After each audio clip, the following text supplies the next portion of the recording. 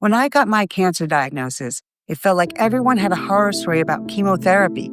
Seriously, people told me I'd be bedridden for life, constantly sick, and that my life was basically over. But then I went through it, and I realized how much of what we hear is either a wild exaggeration or just not the whole story. In this video, I'm going to debunk the biggest myths about chemo and tell you what you can actually expect if you're about to start treatment or you love someone who is. This is everything I wish someone had told me. Hi, I'm Joey, and I share my real cancer journey to help other patients, caregivers, and survivors feel a little less alone and a lot more informed. That pit of fear in your stomach right now, it's completely normal. The word chemotherapy brings up these awful images, right? Straight out of old movies or stories from decades ago. I know because I was there. I was terrified. But here's the thing. The reality of chemo today is much more manageable than those old stories let on. Modern chemotherapy is way more personalized, and the supportive care, the stuff that helps you handle the side effects, has been totally revolutionized. This isn't about pretending the challenges aren't real, because they are. It's about replacing that paralyzing fear with facts and a little practical hope. So today we're going to tackle the biggest myths, one by one, and swap them with what you can really expect. As someone who's been in the trenches, I want to give you the clear, honest info I was so desperate to find. Let's start with the big one, the myth that scared me the most, that you'll be throwing up constantly. It's the number one image people have of chemo. I had visions of being permanently camped out in the bathroom, feeling miserable and weak. But here is the first and maybe most important truth. For most people, severe nausea and vomiting are not a given anymore. The world of anti-nausea meds, or antiemetics, has made incredible leaps. It's now standard practice to get powerful anti-sickness drugs before and after your infusion. And I'm not talking about some little pill that just takes the edge off. These are highly effective medications designed to block nausea at a chemical level. The result? Many patients only get mild nausea, and some get none at all. It really depends on your specific drug cocktail and your body. Honestly, in my experience, fatigue and weird appetite changes were more common than any dramatic sickness. On treatment days, I'd feel a bit off, but I was never throw up all day sick. My team sent me home with a toolkit of meds in case I felt queasy. And simple things made a huge difference, like staying hydrated, sipping ginger tea, and eating small, bland meals. The idea that chemo means constant vomiting is mostly a relic. So while you should be prepared for the possibility of nausea, please don't let the fear of it take over. It's a manageable side effect, not a guarantee. The next huge fear, and one that's so tied up in who we are, is losing your hair. The myth is that the second chemo starts, your hair just falls out in clumps. For a lot of people, the thought of losing their hair is almost as scary as the treatment itself. A study even found that some women would think about refusing life-saving chemo just because of this fear. But here's the reality check. Not all chemo drugs cause hair loss. It completely depends on the type and dose of drugs you get. Some cause no hair loss at all. Some cause thinning. And yes, some do cause complete loss. And it's almost never immediate.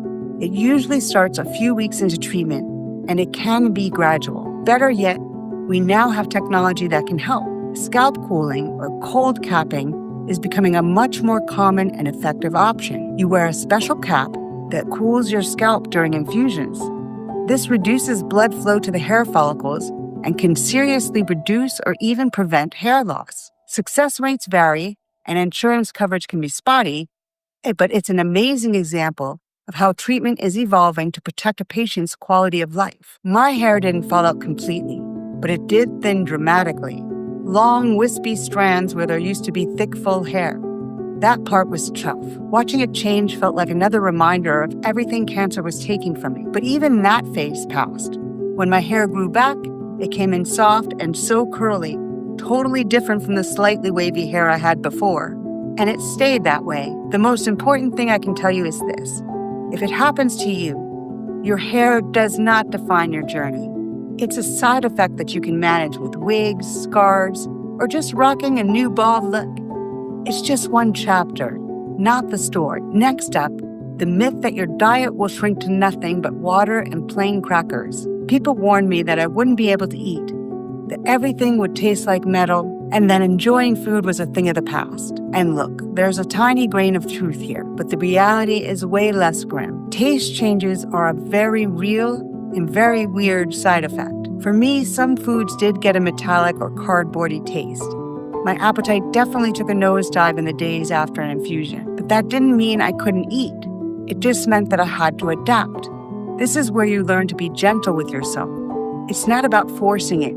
It's about finding what works for you right now. I quickly found that soft, mild foods were my best friends.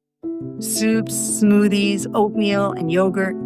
My hospital's nutritionist gave me the best advice. Just focus on whatever you can stomach. If that's a vanilla milkshake, great. Your body needs the calories and the comfort, and hydration is everything.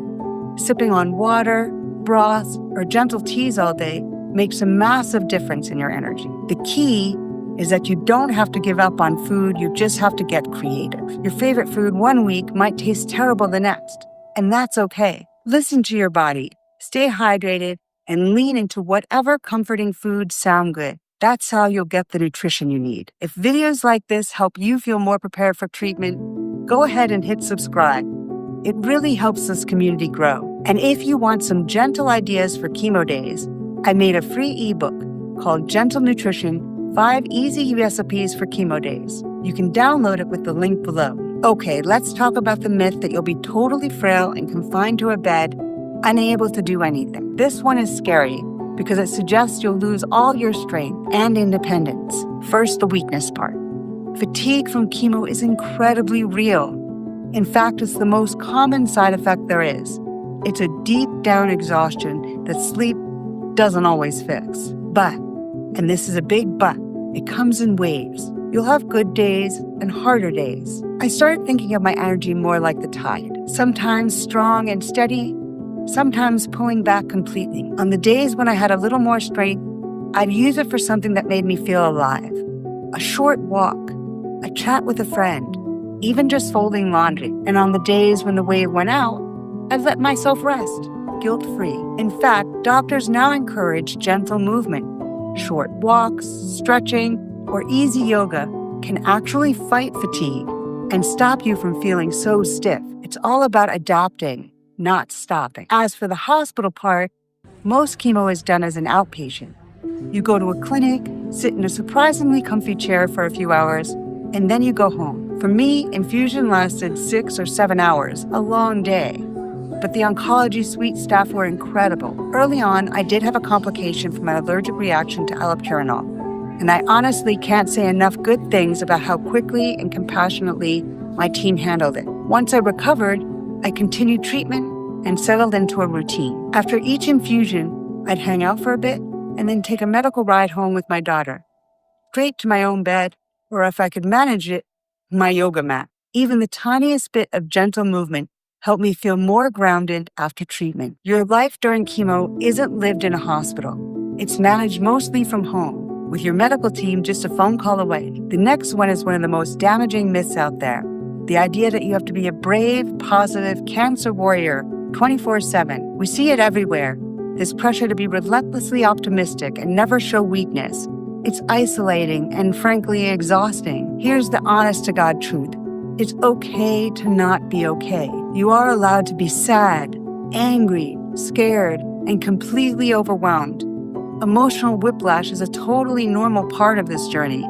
Truth strength isn't about pretending you're fine when you're falling apart. Strength is dragging yourself to the next appointment when you're terrified. Strength is asking for help. Strength is letting yourself have a good cry, then getting some rest. There is no right way to feel during chemotherapy. Letting yourself be human is part of healing. Finding a support group, talking to a therapist, or just being brutally honest with your friends about how you're really doing can make all the difference. You don't have to carry this alone, and you definitely don't have to put on a brave face for anyone. Your only job is to get through this in a way that feels real to you. Nobody should have to figure this out alone. The stories we tell each other matter. So if you're going through this, or you're a survivor, help me build a resource right here. Share one myth you were told about chemo in the comments below. Drop one piece of advice that actually helped you. Let's make this comment section a powerhouse of real advice so the next person who is scared and searching finds this page. And if this video helped you, please consider subscribing.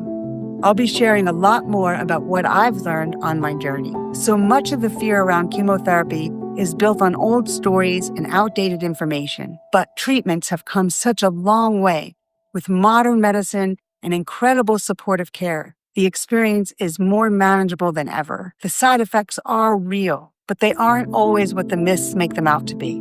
Your journey will be yours alone, unique to you and your treatment plan. It will be hard, yes, but it's not impossible. You will find a new rhythm. You will learn to listen to your body in a whole new way, and you will discover a strength inside you that you never knew you had. Please remember, you are not alone in this. You are stronger than you know, and your healing truly matters. If this video brought you a little peace or clarity, please subscribe. It helps the community grow and reach more people who need hope right now. And when you're ready, watch my next video on what not to eat during chemo and what to do instead. It's all about the simple swaps that made treatment days easier for me. I'm Joey, and this is Thriving with Cancer. Thank you for being here.